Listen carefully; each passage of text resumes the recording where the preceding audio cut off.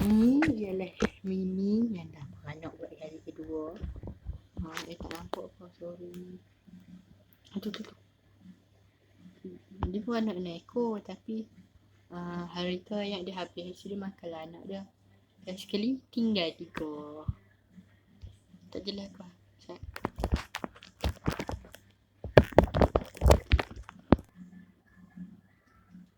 Ni kena bagi makan dia dulu dah.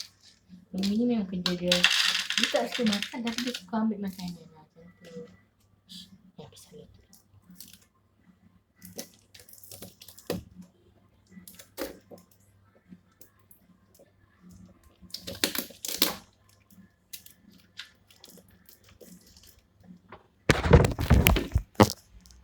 Tu anak dia.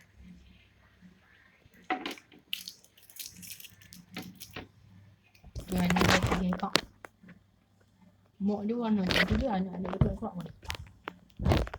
Tapi seekor dia macam warna nak warna hitam putih lah. Tu je guys. Thank you.